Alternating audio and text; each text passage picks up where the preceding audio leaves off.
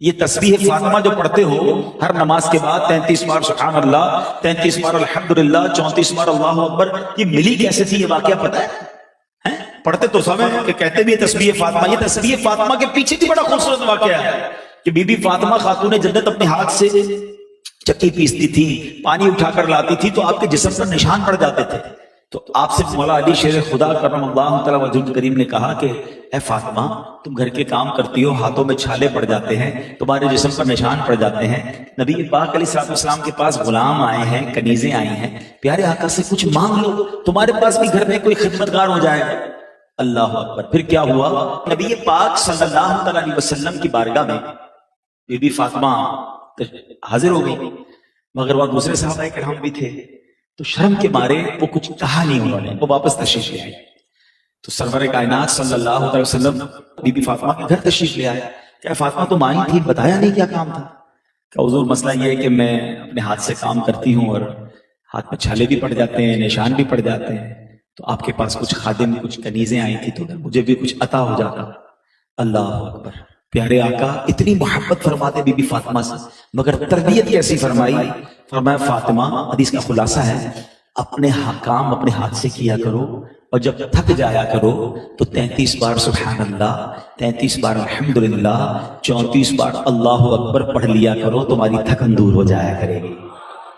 تو یہ تسبیح وہاں سے یہ میری بہنوں کے لیے بھی درس ہے جن کی فرمائشیں ختم نہیں ہوتی. اتنی ماسیاں، اتنے کام والے چاہیے، کام کا کوئی نہ ہو تو جناب گھر میں جھگڑا. کہتے تو یہی ہے کہ آل رسول پر قربان، پنجتن کے غلام بی بی فاطمہ اپنے ہاتھ سے کام کرتی. اور یہ درس دیا نبی پاک نے ہمیں کہ سادگی والی زندگی گزارنی ہے. اگر کبھی کمزور ہو جائے لائف تو شکوہ نہیں کرنا. مگر آج حال یہ ہے کہ کمپلینز ہی کمپلینز ہیں. تو پھر واپس آتا ہوں اس بات پر کہ بی بی فاطمہ سے مولا علی کہتے ہیں کہ کاش ہمارے پاس بھی اتنا ہوتا کہ ہم عثمان غنی جیسی دعوت جو ہے اپنے گھر میں کر سکتے. تو سبحان اللہ، خاتون جنت تھی نا، آقا کی شہزادی تھی نا، اور انہوں نے کہا کہ آپ فکر نہ کریں، آپ نبی پاک کی دعوت کریں، آقا کو دعوت دے کر آئیں، انشاءاللہ انتظام ہو جائے گا. اچھا مولا علی سارا معاملہ دیکھ رہے تھے، گھر میں پیسے تو ہے نہیں، گھر میں سامان تو ہے نہیں، اب میں نبی پاک کو بلاؤں گا تو انتظام کیسے ہوگا؟ مگر ان کو اعتماد تھا کہ بی بی فاطمہ کہہ رہی ہیں، خاتون جنت ہیں، آقا کی شہزادی، انتظام ہو جائے گا. آپ گئے اور نبی پاک سے کہا حضور عثمان غنی کے گھر بھی گئے تھے، آپ کی میرے گھر بھی دعوت ہے، تکرم فرما دیجیے. حضور علیہ السلام نے دعوت قبول فرما دی. اب ذرا غور سے سنیے گا، دعوت قبول ہو گئی. پیارے آقا علیہ السلام جو ہیں وہ اپنے صحابہ کرام کے ساتھ مولا علی کے گھر آ گئے. اب جیسے ہی گھر آئے تو بی بی فاطمہ خاتون جنت نے کیا کیا کہ خالی پتیلی، کھانے کو کچھ نہیں تھا، چولہے پر خالی برتن رکھے اور اللہ کی بارگاہ میں دعا کی کہ یا اللہ تو جانتا ہے کہ تیری بندی فاطمہ کے پاس کچھ بھی نہیں ہے، تیرے محبوب آج گھر آ گئے ہیں، کھانا پیش کرنے کو کچھ نہیں ہے، اے اللہ میں تیری بارگاہ میں التجا کرتی ہوں کہ میری خاطر ایسا کرم کر کہ یہ کھانا جو ہے وہ جنت سے بھیج دے. اور ایسا ہی ہوا کہ برتن میں کھانے بھر گئے. اچھا اب کھانا جب پیش کیا گیا تو صحابہ کرام سارے حیران کہ یہ کھانا کہاں سے آیا ہے، ایسی خوشبو، ایسی لذت. اچھا پیارے آقا مسکرا رہے ہیں، نبی پاک علیہ السلام تو غیب کی خبریں جانتے ہیں، صحابہ کرام سارے حیران. تو نبی پاک علیہ السلام نے صحابہ کرام سے فرمایا کہ تم جانتے ہو آج کھانا کہاں سے آیا ہے؟ آقا تو پہچان گئے تھے، تم جانتے ہو کھانا کہاں سے آیا؟ تو صحابہ کرام نے کہا نہیں یا رسول اللہ صلی اللہ علیہ وسلم ہم تو نہیں جانتے. تو پیارے آقا نے فرمایا کہ اللہ تعالیٰ نے ہم لوگوں کے لیے کھانا جنت سے بھیجا ہے. اچھا کھانا تو ہو گیا. خاتون جنت پھر سجدے میں چلی گئی، کہتے یا اللہ تیرے بندے عثمان غنی نے اپنے محبوب کو اپنے گھر بلایا تھا تو ہر قدم پر ایک غلام آزاد کیا تھا. یا اللہ آج تیری بندی فاطمہ تیری بارگاہ میں التجا کرتی ہے کہ میری خاطر اپنے محبوب کے اتنے قدم جو میرے گھر کی طرف اٹھے ہیں، ہر قدم کے بدلے محبوب کی امت کے گناہگاروں کو جہنم سے آزاد فرما دے.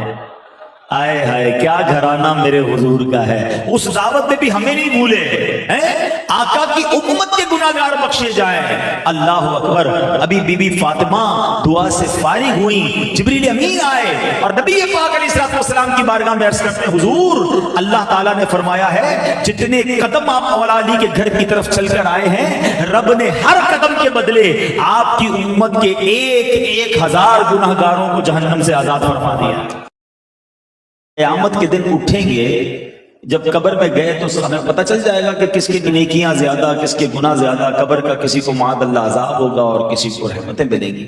تو قیامت کے دن اٹھتے ہی ہاتھ میں رجسٹر پکڑا دیا جاتا کہ تمہارا رپورٹ پاس ہے، تم جنت میں جاؤ، تم فیل ہو تم جہنم میں جاؤ. یہ اتنے سارے لوگوں کو ایک میدان میں جمع کرنے کا کیا وجہ ہے؟ واٹ از the reason کہ محشر کے میدان کو کیوں سجایا جائے گا؟ اللہ اکبر، یہ بھی بڑی کمال کی بات ہے. اچھا ذرا غور کیجئے، حدیثوں میں نبی پاک نے پورے محشر کا نقشہ بھی کھینچ دیا ہے کہ کیا ہوگا. پہلے تو محشر میں لوگ انتظار کریں گے، برسوں گزر جائیں گے کہ کہیں حساب کتاب شروع ہو اور ہمارے بارے میں فیصلہ سنایا جائے. گرمی کا عالم ہوگا، لوگ کھڑے ہوئے ہوں گے. جب برسوں گزر جائیں گے تو اہل محشر آپس میں مشورہ کریں گے کہ ایسا کرتے ہیں، حضرت آدم کے پاس چلتے ہیں، وہ ابو البشر ہیں، اللہ کے بارگاہ سے پہلے زمین پر آنے والے نبی آپ ہیں، تو آپ سے بات کرتے ہیں. ان کے پاس جائیں گے کہ اے آدم آپ ابو البشر ہیں، ہماری شفاعت کریں، اللہ کریم کے اس غضب سے، اس کیفیت سے ہمیں نکالیں. تو حضرت آدم کہیں گے کہ میں آج تمہاری کوئی مدد نہیں کر سکتا، اذهبوا الی غیری، کسی اور کے پاس جاؤ. اب یہ اہل محشر درجہ بدرجہ، حضرت ابراہیم، حضرت نوح، حضرت موسیٰ، حضرت عیسیٰ، سب کے پاس جائیں گے باری باری. ہر نبی کیا کہیں گے؟ اذهبوا الی غیری، کسی اور کے پاس جاؤ، میں آج تمہاری کوئی مدد نہیں کر سکتا. تو لوگ کہیں گے حضور آپ ہمیں بتائیں ہم کہاں جائیں. تو حضرت عیسیٰ کہیں گے کہ جناب رسول اللہ محمد مصطفیٰ صلی اللہ علیہ وسلم کے پاس جاؤ، وہ تمہاری مدد کریں گے. جب یہ نبی پاک کے پاس پہنچیں گے اہل محشر، تو آقا یہ نہیں کہیں گے اذهبوا الی غیری، نبی پاک فرمائیں گے میں آج کے دن کے لیے ہوں، میں تمہاری مدد کروں گا. اور پھر نبی پاک سجدے میں جائیں گے اور اللہ کی بارگاہ میں شفاعت کی نبی پاک التجا پیش کریں گے اور کہا جائے گا محمد سر اٹھاؤ، جو مانگے گے تمہیں عطا کیا جائے گا. شفاعت کرو، تمہاری شفاعت قبول کی جائے گی، مانگو دیا جائے گا. اب یہ بات تو کئی بار سنی ہے نا. میں جس پوائنٹ کی طرف لانا چاہ رہا ہوں، مجھے ایک بات بتائیں، ہمیں تو پتہ چل گیا کہ شفاعت کس نے کرنی ہے، کس نے کرنی ہے؟ نبی پاک علیہ السلام. ہم کیوں جائیں گے حضرت آدم کے پاس؟ بھائی حدیث میں پیارے آقا نے تو بتا دیا کہ بھائی سب جگہ گھوم پھر کر آخری جو ہے آنا پڑے گا سرکار دو عالم علیہ السلام کی بارگاہ میں. تو پھر اب تو نہیں جائیں گے نا، اتنا بڑا چکر لگانے کی کیا ضرورت ہے. لیکن آج معلوم ضرور ہے، مگر فرمایا علماء نے کہ محشر کے دن سب بھول جائیں گے. ہوگا یہی کہ پہلے جائیں گے حضرت آدم کے پاس، پھر حضرت ابراہیم، حضرت موسیٰ، حضرت نوح، گھومتے گھومتے حضرت عیسیٰ، اور آخر جناب رسول اللہ صلی اللہ علیہ وسلم. یہ سب کیوں گھمایا جا رہا ہے کہ کیوں ہوگا سارا کچھ؟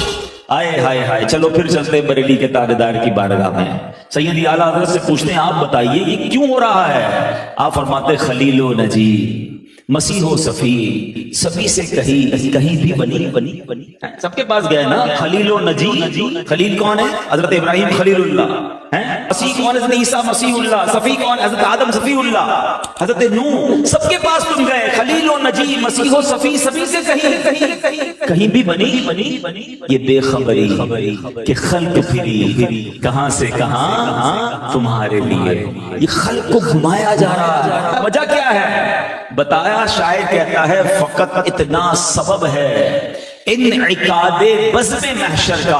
There is only one reason to create the میدان of محشر. فقط اتنا سبب ہے انعقاد بزم محشر کا. آقا تمہاری شان محبوبی دکھائی جانے والی ہے. اس دن دنیا کو بتانا ہے کہ میرے حبیب کا مرتبہ کیا ہے. کیونکہ آج کئی لوگ نہیں مانتے نا. آج کئی لوگوں کے ذہنوں میں کوسچنز ہیں، کچھ تو ایمان ہی نہیں لائے، جناب رسول اللہ کو آخری نبی نہیں مانا. ان سب کو بتانا ہے. اعلیٰ حضرت جب ہی سمجھا رہے تھے کہ آج لیں ان کی پناہ، آج مدد مانگ ان سے. ارے آج ماننا ہوگا، قیامت کو تو سارے مان جائیں گے، اپنی آنکھوں کے سامنے دیکھیں گے کہ کسی اور کی نہیں چل رہی. یہ جو کہتے ہیں وہ ہو رہا ہے، یہ جو کہتے ہیں وہ بات مانی جا رہی ہے. آج لے ان کی پناہ، آج مدد مانگ ان سے. پھر نہ مانیں گے قیامت میں. اگر مان گیا قیامت میں تو سارے ہی مان جائیں گے، وہاں کا ماننا نہیں قبول کیا جائے گا. آج جس نے مدد مانگی ہے، آج جس نے رسول پاک کو مانا ہے، آج انہیں اپنا سب کچھ جانا ہے، وہ انشاءاللہ قیامت کے دن بھی کیسے نوازا جائے گا، سنو کیسی ہوگی نبی پاک کی بات، پتہ کیسی چلے گی؟ اللہ اکبر۔ فرماتے ہیں مولانا حسن رضا خان صاحب، وہ بھی برادر اعلیٰ حضرت ہے نا، فرماتے دکھائی جائے گی محشر میں شان محبوبی، اس دن دکھائی جائے گی وہ۔ اب دوبارہ آتا ہوں، میں تو بیان کچھ اور لے کر آیا تھا، اعلیٰ حضرت کے شعر سے بات چل پڑی، اٹھے بھی وہاں تمہارے لیے، میں اس کی تفصیل بیان کر رہا ہوں کہ وہاں کیسے اٹھیں گے نبی پاک کے لیے۔ تو فرمایا دکھائی جائے گی محشر میں شان محبوبی، کہ آپ ہی کی خوشی آپ کا کہا ہوگا، میرے آقا جو کہیں گے جس میں خوش ہوں گے وہی ہوگا، غلام ان کی عنایت سے چین میں ہوں گے، عدو حضور کا آفت میں مبتلا ہوگا، دشمن آفت میں ہوگا، غلام چین میں ہوگی، اور کیسا کرم ہوگا، گناہ گار پہ جب لطف آپ کا ہوگا۔ جب آقا نگاہ فرما دیں گے نا، ذرا یہ سننا، جو شاعری کو پسند کرتے ہیں، تھوڑی انٹیلیجنسی ہے، ذرا شعر سننا، کمال دیکھو، یہ الفاظ کا کیا خوبصورت استعمال کیا شہنشاہ سخن برادر اعلیٰ حضرت نے۔ فرماتے ہیں کہ گناہ گار پہ جب لطف آپ کا ہوگا، آقا کی نگاہ پڑ جائے گی نا، کرم ہو جائے گا، پہچان لیں گے اپنے غلام کو، شفاعت فرما دیں گے، کیا بغیر کیا بے کیا کیا ہو۔ آئے ہائے، شعر کو جس دن سمجھ گئے نا، خاندان اعلیٰ حضرت سے ویسے ہی پیار ہو جائے گا۔ سمجھو، اگر آپ اس لائن کو پڑھیں تو چاروں بار لفظ کیا ہی آ رہا ہے، کیا بغیر کیا بے کیا کیا ہوگا، مگر مطلب کیا ہوا اس کا؟ اس کا مطلب یہ ہوا کہ کیے تو جرم ہیں، کیے تو گناہ ہیں، آقا شفاعت فرمائیں گے تو گناہ ڈیلیٹ کر دیے جائیں گے، جو کیا ہوگا وہ بے کیا ہو جائے گا، نیکیاں تو کی نہیں ہیں، بے کیا کیا ہوگا۔ اس کا مطلب یہ ہوا کہ رب کی رحمت ایسی ہوگی کہ گناہ ہی نیکیوں سے بدل دیے جائیں گے۔ اب سنو، گناہ گار پہ جب لطف آپ کا ہوگا، کیا بغیر کیا بے کیا کیا ہوگا۔ اور فرماتے مولانا حسن رضا خان صاحب فرماتے ہیں، میں ان کے در کا بھکاری ہوں، فضل مولا سے حسن فقیر کا جنت میں بسترا ہوگا۔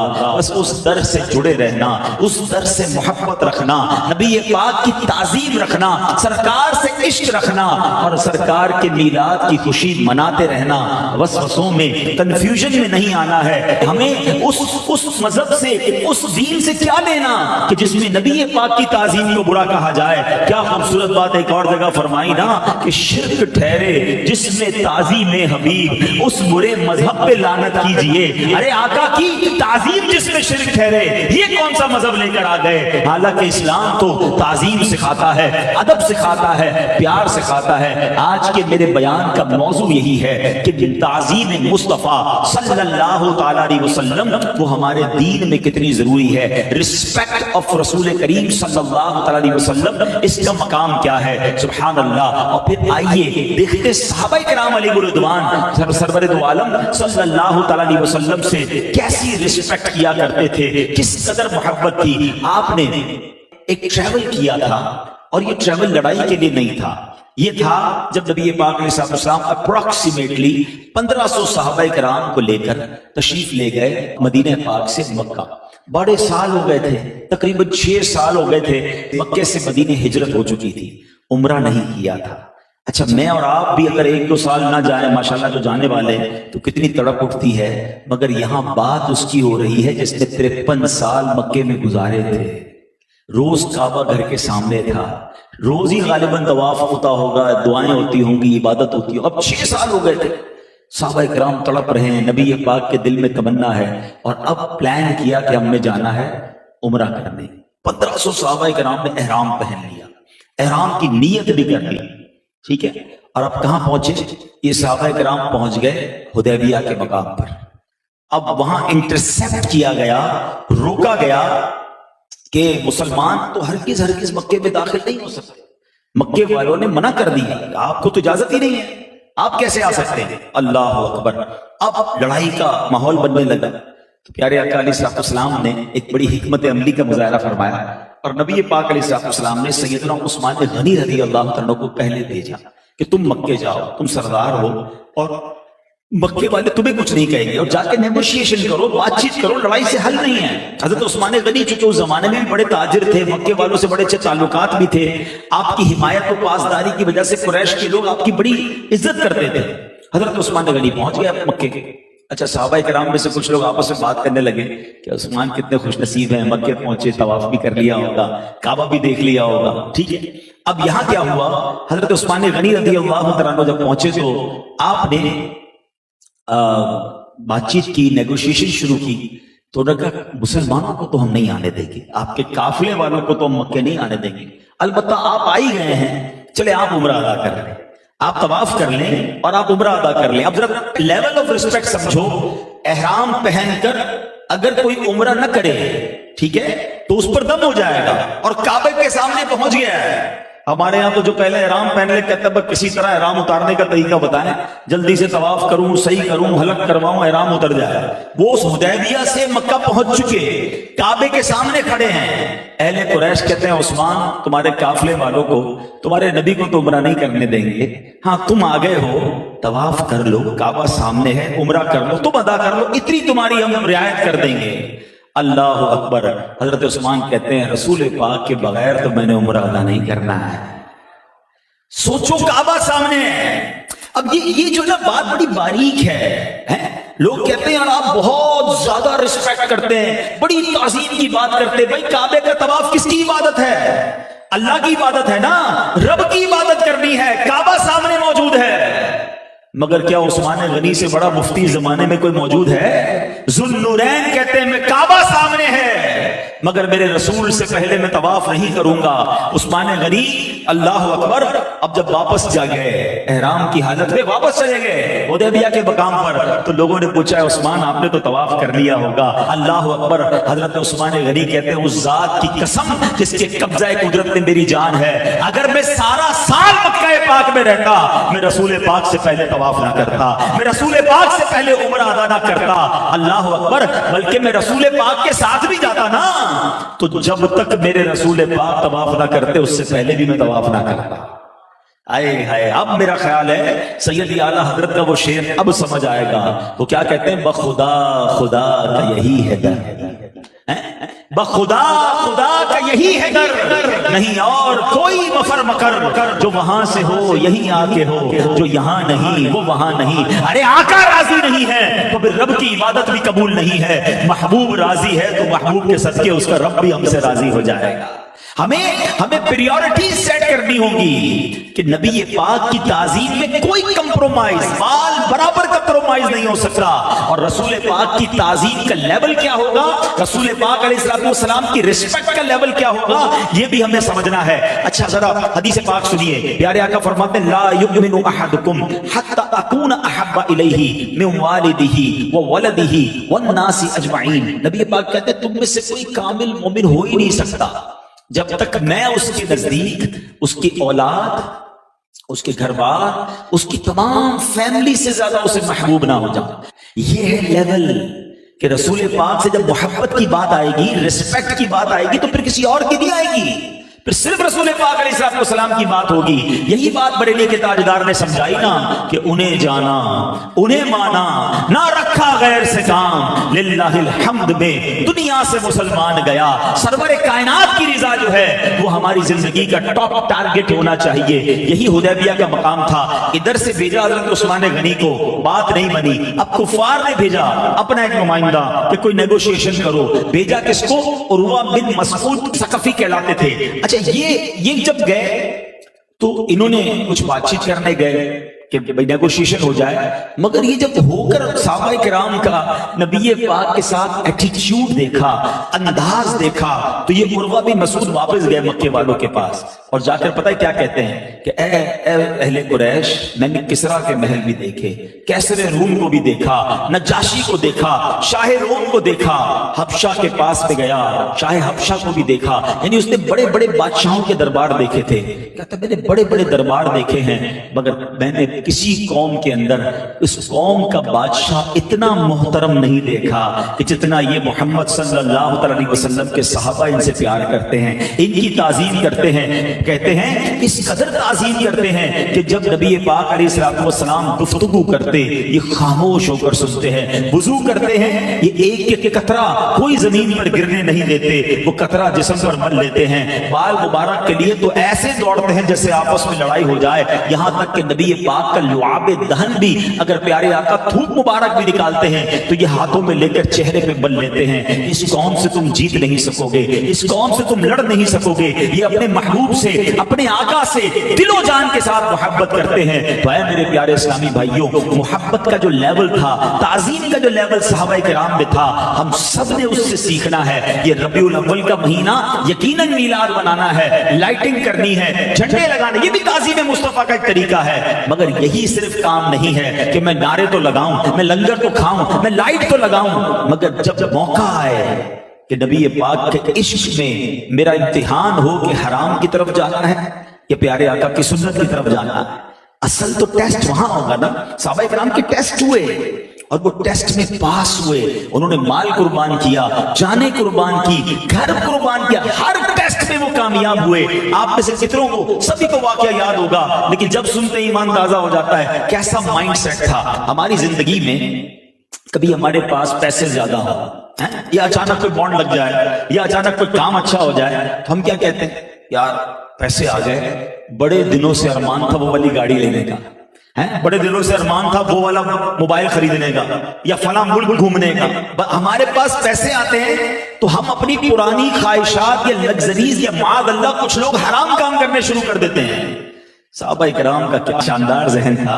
ग़ज़वा तबूक का मौका है, मुसलमानों को माल की जरूरत है, तो अब क्या हुआ कि हजरत उमर फारूक कहते हैं यार हर बार सिद्दीक़ अकबर ही आगे बढ़ जाते हैं, इस बार कहते मेरे पास पैसे ज्यादा थे, पैसे अच्छे थे, वेल सेट था, इस बार मौका है अबू बकर से आगे बढ़ने का। क्या माइंड सेट है यार, पैसे ज्यादा है तो घर खरीद लें, पैसे ज्यादा है तो सवारी कर, नहीं इस बार ज्यादा खर्च करूंगा अल्लाह की राह में ताकि अबू बकर सिद्दीक से आगे बढ़ जाऊं, नेकियों में आगे बढ़ जाऊं। क्या खूबसूरत कंपटीशन है। हजरत उमर रज़ी अल्लाह तआला अन्हु नबी पाक की बारगाह में आते हैं और अर्ज करते हैं हुजूर उमर का माल हाजिर है। आका फरमाते उमर क्या लाए हो? कहते हुजूर आधा ले आया हूं, जितना घर में आधा छोड़ा है आधा आपकी बारगाह में लाया हूं। यहाँ 2.5% ज़कात देना लोगों को मुश्किल पड़ता है, कैलकुलेट करके कहते ओ बाप रे बाप, इतने लाख इतने करोड़ ज़कात बनेगी। अरे अल्लाह ने दिए तो 2.5% देनी है। हजरत उमर 50% लेकर जा रहे हैं, कहते हैं आज तो अबू बकर से आगे बढ़ जाऊंगा। मगर शान देखो सिद्दीक़ अकबर की, आप माल लेकर आते हैं। अच्छा एक और बारीक सी बात है जिसको आगे जाके डिफाइन करता हूं। अपेरेंटली देखने के तौर पर हजरत अबू बकर का माल थोड़ा था, हजरत उमर का माल ज्यादा था, लेकिन असल में क्वांटिटी का कमाल नहीं होता, कमाल क्वालिटी का होता है, कमाल नीयत का होता है। हजरत अबू बकर सिद्दीक माल लेकर आ गए और प्यारे आका की बारगाह में पेश की। नबी पाक अलैहिस्सलाम फरमाते हैं ऐ अबू बकर क्या लाए हो? कहते हुजूर जो कुछ घर में था सब ले आया। अबू बकर घर वालों के लिए क्या छोड़ा है? अल्लाह अकबर, क्या तारीखी जुमला फरमाते हैं, कहते हैं अल्लाह और उसके रसूल घर वालों के लिए काफी हैं। अल्लाह अकबर, ये उन लोगों के लिए जवाब है जो कहते हैं अल्लाह ही काफी है। यकीनन अल्लाह काफी है, मगर रसूल जिससे राजी हो जाएं उसके लिए अल्लाह काफी है। रसूल को नाराज करके अल्लाह भी नाराज हो जाता है। अब अबू बकर सिद्दीक का जुमला सुनो, हदीस की किताबों में लिखा, कहते हैं घर वालों के लिए अल्लाह और उसका रसूल काफी है। अब सुनो क्या मर्तबा मिला, रिस्पेक्ट कैसी थी, इम्तिहान में पास कैसे हुए कि अल्लाह अकबर। हजरत उमर कहते हैं उस दिन मैंने जान लिया मैं कभी अबू बकर से आगे नहीं बढ़ सकता। क्या शान है इन साहबा की, कंपटीशन भी है तो नेकियों में है। अच्छा अब जिब्रील अमीन आते हैं, नबी पाक अलैहिस्सलाम की बारगाह में जिब्रील अमीन आते हैं और आकर कहते हैं कि हुजूर अल्लाह करीम जो है अबू बकर को सलाम इरशाद फरमाता है, अब रब का सलाम अबू बकर को दीजिए। अब नबी पाक ने हजरत अबू बकर सिद्दीक को रब का सलाम इरशाद फरमाया, ऐ अबू बकर मेरा रब तुझे सलाम कह रहा है। और रब फरमाता है अबू बकर तुम राजी हो? अबू बकर ज़ारो कितार रोने लगे रज़ी अल्लाह ताला, कहते हुजूर मैं अपने रब से कैसे नाराज हो सकता, मैं बिल्कुल राजी हूं। اب میں یہاں پھر سوال کریٹ کرتا ہوں، کبھی کسی حدیث میں پڑھا آپ نے کہ حضرت ابو بکر صدیق سارا مال دینے کے بعد مانگنے والے بن گئے؟ معاذ اللہ، کیا کچھ بھی نہ بچا؟ ارے میرے آقا کا وعدہ ہے جو اللہ کی راہ میں خرچ کرتا ہے اس کا مال ختم نہیں ہوتا۔ وہ پھر کھڑے ہو گئے، وہ پھر سخی تھے، وہ پھر بانٹتے تھے۔ سیکھو ان صحابہ سے تعظیم کیسے کرنی ہے، محبت کیسے کرنی ہے، عشق کے امتحان کو پار کیسے کرنا ہے، یہ سب انہوں نے کر کے دکھایا۔ دو بڑے صحابہ کی بات ہو گئی نا، آؤ چاروں یاروں کی بات آج کر لیتے ہیں۔ حضرت ابو بکر صدیق کی ہوئی، حضرت عمر فاروق کی ہوئی، آؤ میں اب عثمان غنی اور مولا علی کا واقعہ سناتا ہوں۔ رسپیکٹ کیسی، محبت کیسی۔ آج میں اور آپ بھی دعوتوں میں جاتے ہیں، آج میں آپ کو دنیا کی انوکھی دعوت کا حال سناتا ہوں۔ ہوا کیا، حضرت عثمان غنی رضی اللہ تعالیٰ عنہ نے نبی پاک کی دعوت رکھی، حضور میرے گھر تشریف لائے، اور نیت یہ کی کہ پیارے آقا جتنے قدم اٹھا کر میرے گھر آئیں گے نا میں اتنے سٹیپس گنوں گا، اور ہر قدم پر نبی پاک کے میرے گھر آنے کی خوشی میں ایک ایک غلام آزاد کر دوں گا۔ آئے ایسا ہی ہوا، پیارے آقا تشریف لائے تو حضرت عثمان غنی قدم گنتے تھے۔ نبی پاک نے فرمایا عثمان یہ کیا کر رہے ہو؟ کہ حضور آج آپ نے میرے گھر کرم فرمایا ہے، آپ کی تعظیم، آپ کی برکتیں لوٹ رہا ہوں، تو میں نے یہ سوچا ہے کہ جتنے قدم آپ اٹھائیں گے نا میں اللہ کی رضا کے لیے اتنے غلام خرید کر آزاد کر دوں گا۔ یہ لاکھوں کروڑوں روپے کی بات تھی اس زمانے میں، پتہ نہیں کتنے قدم نبی پاک اٹھا کر گئے ہوں گے۔ شاندار کھانے تھے، نبی پاک کی بڑی تعظیم کے ساتھ دعوت۔ اب اس دعوت میں مولا علی شیر خدا بھی تھے کرم اللہ تعالی وجہ الکریم۔ آپ گھر آئے اور بڑے افسردہ تھے۔ اب ذرا پھر تھوڑا سا میں دیکھیں واقعات کے ساتھ ساتھ تربیت کی بات بھی کرتا جا رہا ہوں کہ تاکہ ہم اپنی ذات کے اندر بھی امپلیمنٹس کریں، اپنی ذات کے اندر بھی تبدیلی کریں۔ اب کیا ہوا کہ مولا علی بڑے افسردہ، اور آپ بی بی فاطمہ خاتون جنت نبی پاک کی شہزادی کہ میرے سرتاج آپ افسردہ کیوں ہیں؟ تو کہا آج میرے بھائی عثمان نے نبی پاک کی دعوت کی، اور کیا دعوت کی، نبی پاک کی ایسی تعظیم کی کہ ہر قدم پر ایک غلام آزاد کیا۔ کاش ہم بھی ایسی دعوت کر سکتے۔ آئے اب میں دوبارہ آتا ہوں، ہم بھی دعوت میں جاتے ہیں، بعض اوقات ہمارے گھر میں بھی جھگڑا ہوتا ہے، مگر جھگڑا کیا ہوتا ہے؟ دیکھا کتنی بڑی دعوت کی تھی، کتنے بڑے ہال میں کی تھی، اور اتنے مہنگے کپڑے سلوائے تھے ان لوگوں نے، اتنا تو زیور دیا انہوں نے، اتنی آئٹمیں دی، تم تو کرتے ہی نہیں اتنی دعوت۔ پتہ چلا دعوت اس کی بھی جھگڑا ہمارے گھر میں ہو رہا ہے، کیونکہ گئے اسی لیے تھے کہ چیک کر کے آئے کپڑے کیسے تھے، تو فرنیچر کیا تھا، تو جہیز کیا دیا گیا، تو کھانا کیا تھا۔ کسی کے گھر جائیں تو ہمارے گھر میں ہنگامہ شروع ہو جاتا ہے، فرنیچر اتنا اچھا تھا، ابھی رنگ کروایا تو یہ کروایا، تم تو دلاتے ہی نہیں صوفے ہم کو۔ بندہ کہ میں گھر پہ دعوت کھلانے لے گیا تھا، انسپیکشن کے لیے لے گیا تھا۔ ہم لوگوں کا مسئلہ یہ ہے کہ ہم کسی کی نعمت دیکھ کر ہم جناب اپنی نعمتوں کو برا سمجھنے لگتے ہیں۔ یہ کیسا کمپٹیشن تھا؟ انہوں نے آ کر یہ نہیں کہا کہ کاش ہمارے پاس بھی عثمان غنی جتنا بڑا گھر ہوتا، ہمارے پاس بھی اتنے پیسے ہوتے، انہوں نے کہا کاش ہم بھی اپنے آقا کی ایسی تعظیم والی دعوت کر دیتے، ہم بھی اپنے نبی پر اپنا مال لٹاتے۔ سبحان اللہ۔ یہ کہہ کون رہا ہے؟ سمجھو صبر کا مقام کیسا تھا بی بی فاطمہ خاتون جنت اور ان کے گھرانے میں۔ آئے ہائے ہائے، یہ بھی سمجھنے والی بات ہے۔ میرے یہاں پر ایسے لوگ بھی بھائی بیٹھے ہوں گے جو غریب ہوں گے یا مجھے سن رہے ہوں گے، کبھی مال کم ہو جاتا ہے، کبھی کاروبار میں نقصان، تو بڑی زبان سے شکوے، شکایات، کمپلینز نہ کیا کرو ایسا۔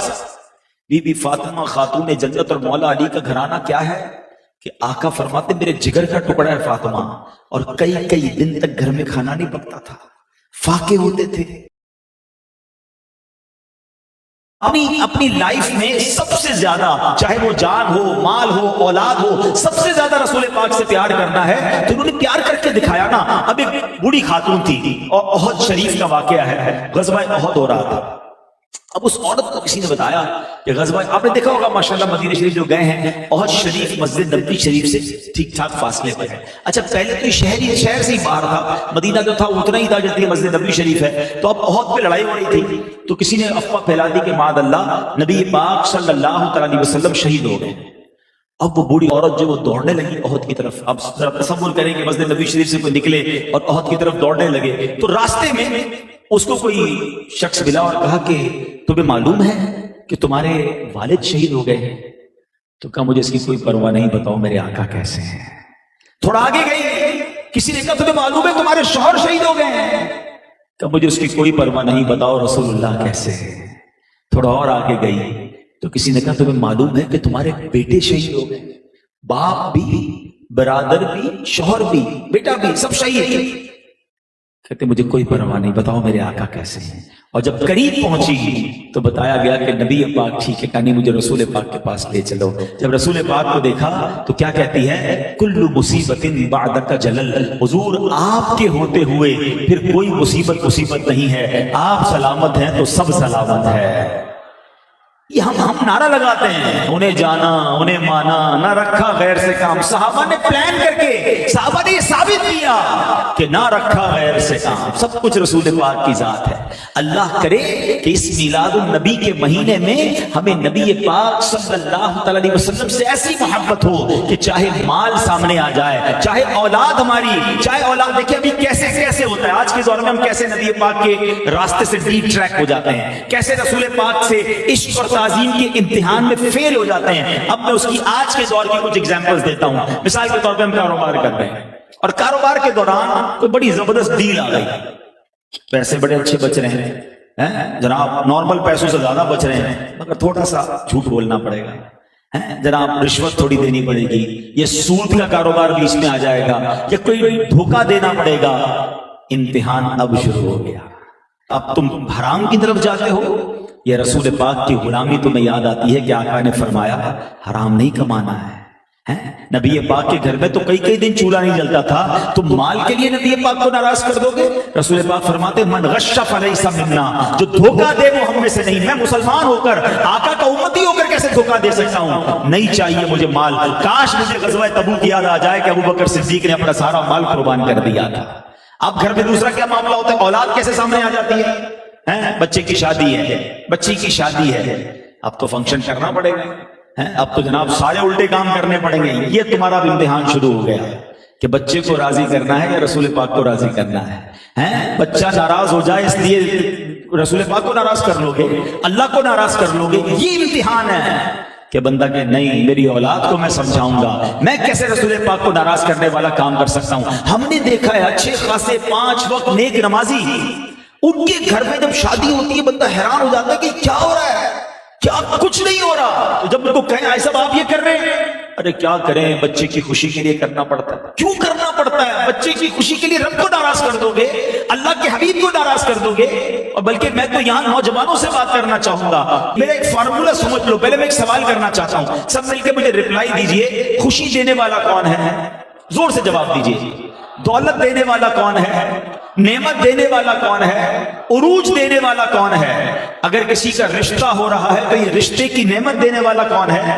اگر کسی کے یہاں اولاد ہو رہی ہے تو اولاد دینے والا کون ہے؟ ایسا ہی ہے نا، ہر چیز کہاں سے آ رہی ہے؟ رب کی طرف سے. اب مجھے ایک بات بتاؤ، یہ جب خوشی رب دے رہا ہے اور جب میں خوشی کو سیلیبریٹ کرتا ہوں، خوشی مناتا ہوں اور اس میں دینے والے کو ہی ناراض کرتا ہوں، یہ کیسی عقل مندی ہے؟ یعنی میری فیملی خوش، میرے بچے خوش، میرے دوست بھی خوش، اور جس نے خوشی دی ہے وہ ناراض. یہ عقل مندی ہے؟ دنیا میں کوئی آپ کو کوئی گفٹ دے دے، کوئی بونس دے دے، سیٹ ہے تو بونس دے دے، دوست ہے تو کوئی گفٹ دے دے، آپ کیا کرتے ہیں؟ بہت شکریہ، جزاک اللہ. یہ ناراض نہیں ہونا چاہیے، اس نے بڑا اچھا مجھے گفٹ دیا، مصیبت میں کام آیا. یار رب نے مجھے جب بھی نعمت دی، پرابلم پتہ ہے کیا ہو گیا ہے؟ شیطان نے بڑا کمال کا گیم کیا ہے. کمال کیا کہوں، تب تباہی والا گیم کیا ہمارے ساتھ کہ جب بھی ہم خوشی مناتے ہیں نا، whenever we try to celebrate anything، چاہے بچہ پیدا ہو جائے، برتھ ڈے منانی ہے، شادی کرنی ہے تو شادی کو سیلیبریٹ کرنا ہے، نیا گھر پارٹی کرنی ہے، نیا کاروبار اوپننگ سیریمنی کرنی ہے، یہ سب نعمتیں ہیں، مگر ہر نعمت پر رب کو ناراض کرنا ہے. پھر ہم پتہ ہے کہتے ہیں یار پتہ نہیں نئے گھر میں گیا سکون نہیں ہے، نیا کاروبار شروع کیا برباد ہو گیا، بچی کی شادی کی بچی گھر میں خوش نہیں ہے. تم نے ہر خوشی میں رب کو ناراض کیا. یار تم اپنے 15-20 دوستوں کو خوش کرنے کے لیے اپنے رب کو ناراض کر رہے ہو جو تمہیں خوشی دے رہا ہے. ہم نے دیکھا ہے کروڑ 2 کروڑ روپے شادی پہ خرچ کرنے کے بعد بچے خوش نہیں ہوتے ہیں. اب تو سنا ہے 1.5 کروڑ روپے کوئی گلوکار آتے ہیں جن کو دیتے ہیں لوگ. توبہ توبہ توبہ.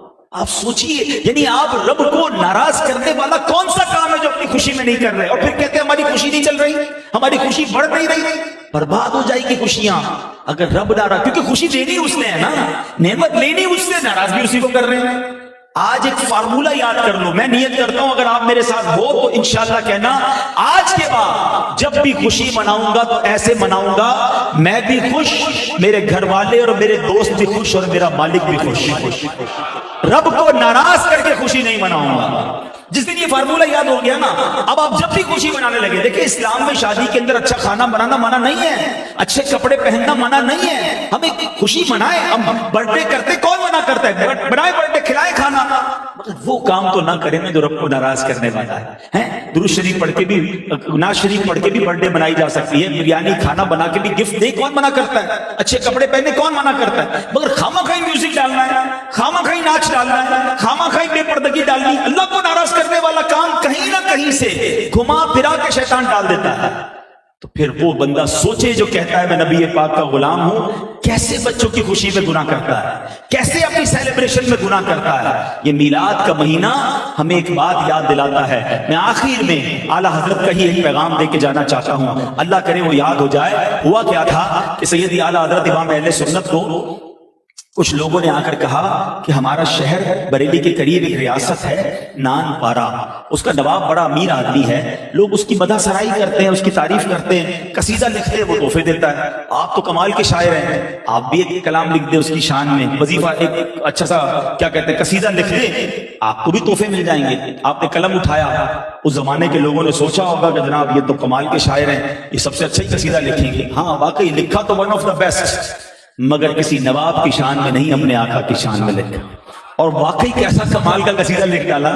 آپ لکھتے وہ کمال حسن حضور ہے کہ گمان نقص جہاں نہیں، یہی پھول خار سے دور ہے، یہی شمع ہے کہ دعا نہیں. میں نثار تیرے کلام پر ملی یوں تو کس کو زبان نہیں، وہ سخن ہے جس میں سخن نہ ہو، وہ بیان ہے جس کا بیان نہیں. تیرے آگے یوں ہے دبے نچے فصحا عرب کے بڑے بڑے، کوئی جان منہ میں زبان نہیں بلکہ جسم میں جان نہیں. کروں تیرے نام پہ جان فدا، نہ بس ایک جان دو جہاں فدا، وہ جہاں سے بھی نہیں جی بھرا. کروں کیا کروڑوں جہاں نہیں. لکھتے لکھتے لکھتے جو اعلیٰ حضرت نے مقطع لکھا نا، وہ میرے آج بیان کا میسج سمجھ لو، آج ربیع الاول کا پیغام سمجھ لو. اعلیٰ حضرت نے پہلے تو بڑا خوبصورت کام کیا، اب باریک بات ہے، عقل مند لوگ سمجھ جائیں گے. ریاست کا نام کیا تھا؟ نان پارا. اعلیٰ حضرت کہتے ہیں کروں مدح اہل دول رضا. اہل دول کہتے ہیں پیسے والوں. اے رضا میں پیسے والوں کی تعریف کروں مدح اہل دول رضا. پڑے اس ملا میں میری ملا، میں گدا ہوں اپنے کریم، میں غلام ہوں اپنے آقا کا. میرا دین پارا نان نہیں. نان پارا تھا نا، اس کو پہلے تو دو ٹکڑے کر دیے. اور نان پارا نان کا مطلب کیا ہے کہ میرا دین روٹی کا ٹکڑا نہیں ہے کہ تھوڑے پیسے کے لیے میں دین بیچتا پھروں. میں گدا ہوں اپنے کریم کا. آج یہ پیغام لے جاؤ، جب بھی حرام روزی نظر آئے، جب بھی گناہ کی محفل نظر آئے، جب بھی برے کام نظر آئے، جب بھی نبی پاک کی نافرمانی کی طرف تمہیں کوئی دوست بلائے، یا چلو تھوڑا شراب کی محفل، چلو جوئے کی محفل، چلو جناب بے پردگی کی محفل، فلاں ملک میں چلتے ہیں وہاں جا کے ذرا عیاشی کریں گے، بس یہ شعر دہرا لینا، میں گدا ہوں اپنے کریم کا. میرا دین پارا نہ نہیں، میرا دین روٹی کا ٹکڑا نہیں ہے کہ تھوڑی خوشی، تھوڑے پیسے، تھوڑی انجوائمنٹ کے لیے میں اپنے دین کو کمپرومائز کر جاؤں، میں نبی پاک کی غلامی کو سیل کر جاؤں. اگر ایسی غلامی، ایسی محبت کے ساتھ، ایسی تعظیم کے ساتھ آپ نے زندگی گزاری نا، پھر دیکھو انشاءاللہ ادھر بھی مزے ہوں گے، ادھر بھی مزے ہوں گے. کیسے مزے ہوں گے؟ اعلیٰ حضرت کہتے ہیں قبر میں لہرائیں گے تا حشر چشمے نور کے. قبر میں لہرائیں گے انشاءاللہ تا حشر چشمے نور کے. جلوہ فرما ہوگی جب طلعت رسول اللہ کی. آقا قبر میں تشریف لائیں گے انشاءاللہ اور اپنے دیدار سے اپنے غلام کو نوازیں گے. تو اے میرے پیارے اسلامی بھائیوں، آج کے اس بیان میں ہم نے یہ سیکھا کہ زندگی میں اگر سب سے زیادہ کسی سے محبت کرنی ہے تو جناب رسول اللہ صلی اللہ علیہ وسلم سے کرنی ہے. سب سے زیادہ کسی کی تعظیم کرنی ہے تو جناب رسول اللہ ہمارے آخری نبی صلی اللہ علیہ وسلم سے کرنی ہے. اور ان تعظیم اور محبت کرنے والوں میں صحابہ اور اہل بیت کا نرالا اور اونچا مقام ہے. اس لیے صحابہ اور اہل بیت سے بھی دل و جان سے پیار کرنا ہے، اور پھر اس کے بعد اپنی زندگی میں ان کاموں سے بچنا ہے کہ آقا ناراض نہ ہو جائیں، کیونکہ یہ ناراض ہو گئے تو رب بھی ناراض ہو جائے گا، اور یہ راضی ہو گئے تو بیڑا پار ہو جائے گا. تو جب بھی زندگی میں کوئی کام کریں، نیا گھر بنا رہا ہوں، دوستوں کی دعوت کر رہا ہوں، گھر میں کوئی تقریب کر رہا ہوں، نیا کاروبار کر رہا ہوں، بس یہ دیکھ لو یہ کام کروں گا اللہ اور اس کے رسول ناراض تو نہیں ہوں گے، کوئی غلط تو نہیں ہو رہا. جب یہ اب چیک کر کے چلتے رہو